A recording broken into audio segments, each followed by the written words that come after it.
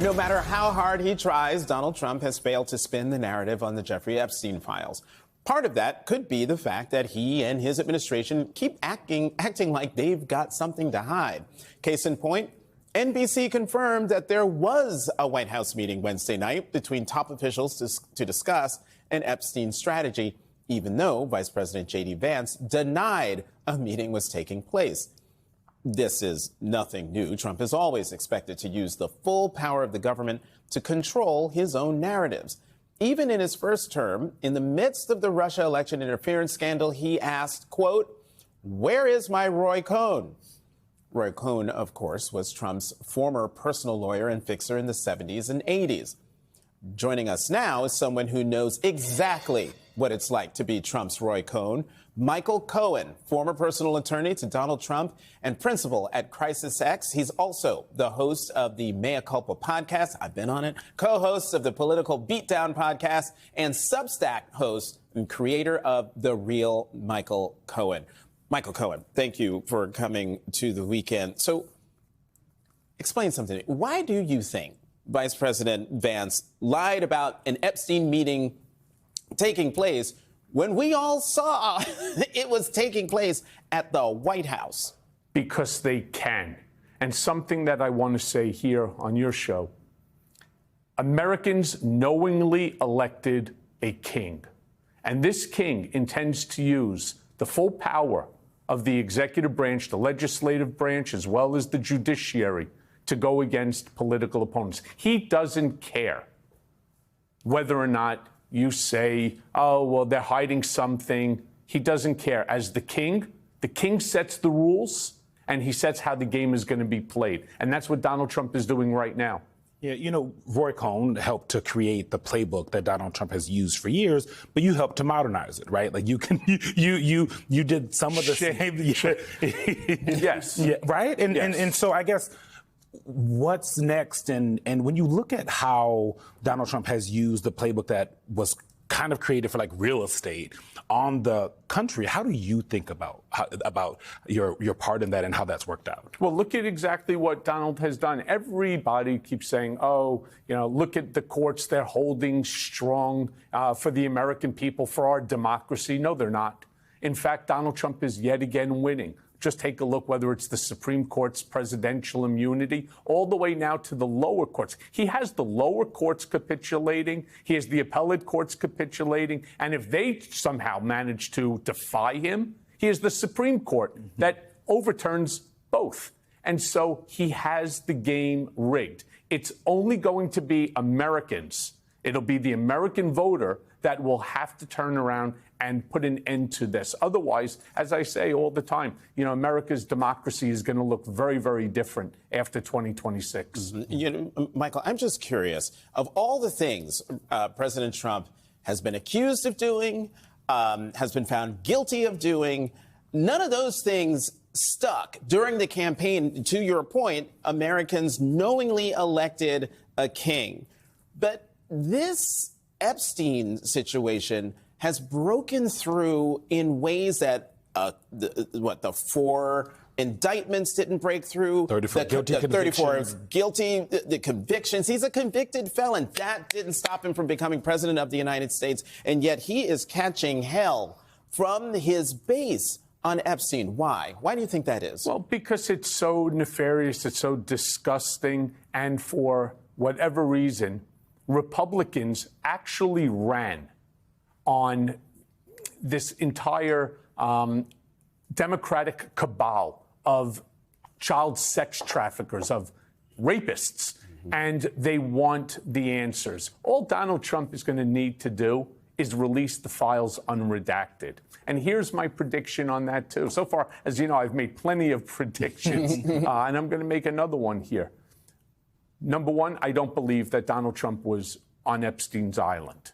Why? He said it more than 5-6 times, and he says it very openly. Now, Donald Trump says many things openly, yeah, I was going to say, this is different. He doesn't always flirt with the truth. That's true, but I know Trump, and I know that he's saying it for a purpose. Now, is he in the file? Absolutely. Why? He's in the black book. He took free flights with Epstein down to Palm Beach. If he turns around and says that he was never on the island, rest assured, he's going to use that as the basis for why this whole thing, again, is a witch hunt against him. He'll take the grain of salt and he'll make it into the entire, Right, he'll absolve himself. Yeah. Right. If you were still advising Donald Trump in this moment, what would you? Well, I can tell you one thing. If I was, there would be no democracy left, because I see exactly what he's doing. I don't think those that are around him are actually as qualified as he thinks that they are. But what do you mean there wouldn't be democracy left? Because he has managed to take total control over the legislative body. Look at the way that they have bent the knee to him. Mm-hmm. The judiciary, no different. So when you are the executive and you have now full power, what's to stop him? And the answer is nothing. And it's not going to be Epstein that did it, because ultimately somebody will get thrown under the bus. Look at what he's doing right now, for example, with Tish James. Look at what he's doing with Adam Schiff. Mm-hmm. And I'm going to make another bold prediction here on the show. A lot of predictions at 8 o'clock in the morning. There's a lot of predictions. Here, take these notes, because, mark my words, politically, they're both doomed.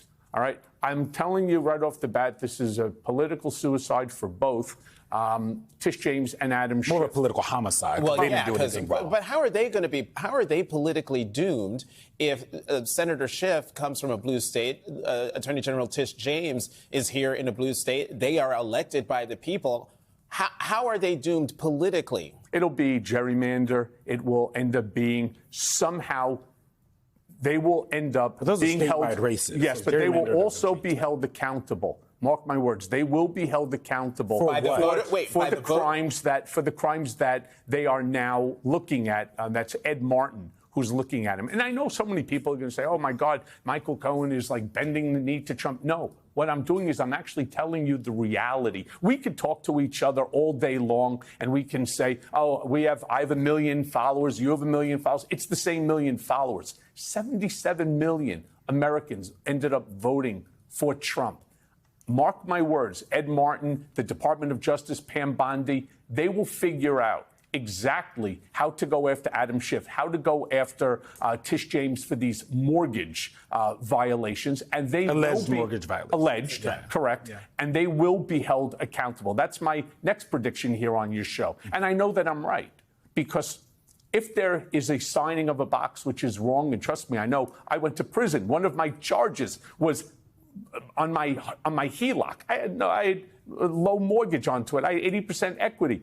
They held me accountable for a HELOC violation. Theirs is much worse. And rest assured, allegedly, right. So let's go one step even further here. When you have the courts on your side as well, what chance do you have of success? It's why I turn around and I say, doomed. Yeah. Michael Cohen with lots of predictions this morning. Thanks for coming. The United States is grappling with what critics describe as a perilous moment in its democratic history, marked by an escalating campaign of retribution from the Trump administration.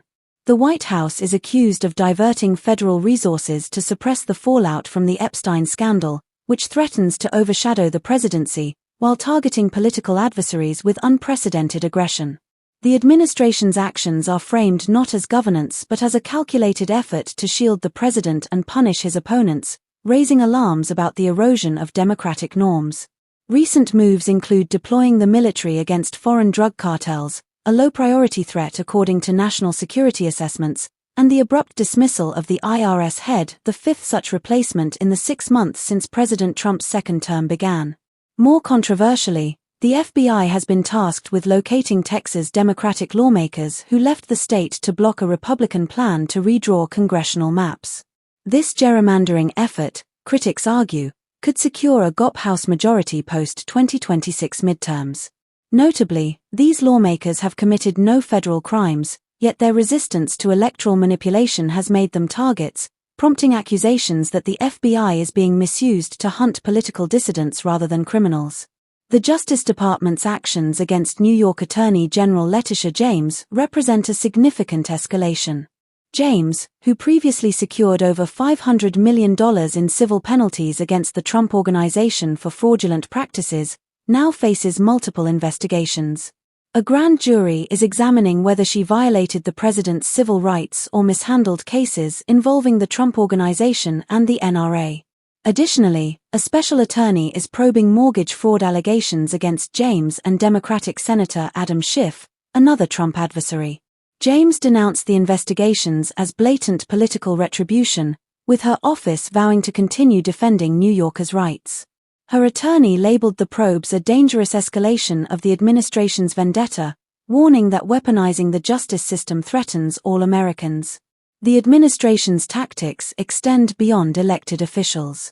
A former DHS chief of staff, targeted for his 2018 anonymous op-ed criticizing Trump, described the personal toll of such retribution. Facing accusations of treason and DOJ investigations, he has required multiple legal teams to address lawsuits, business losses, and even stalkers incited by claims he should face death for dissent. He highlighted the broader impact. Targeted individuals face financial ruin, security threats, and life disruptions, such as inability to secure mortgages, intended to deter opposition. To counter this, he launched a platform to crowdsource legal defenses for whistleblowers, underscoring that such measures should be unnecessary in a democracy. Critics, including scholars like Jason Stanley, label this competitive authoritarianism, where democratic processes become ceremonial relics. The Justice Department, once a pillar of impartiality, is accused of transforming into a tool for settling scores and protecting the president. A weaponization working group claims to address justice system abuses but effectively scrutinizes prosecutors investigating Trump and his allies. Agency purges and targeting of figures like Obama-era officials, prompted by Director of National Intelligence Tulsi Gabbard, further illustrate this trend. A former official warned that 70% of predicted retaliatory actions have already occurred, with fears of untapped powers, like surveillance, being weaponized next. This pattern, described as a revenge presidency, draws historical parallels to warnings from America's founders about the dangers of vengeful politics corroding the republic. The rapid dismantling of democratic guardrails, cloaked in Orwellian rhetoric, has outpaced even pessimistic forecasts.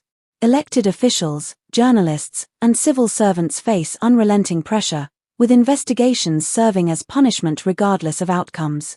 Critics warn that this assault on democracy, federalism, and the principle of government serving the people marks a dangerous turning point, with the nation's future hanging in the balance as it navigates this unprecedented challenge.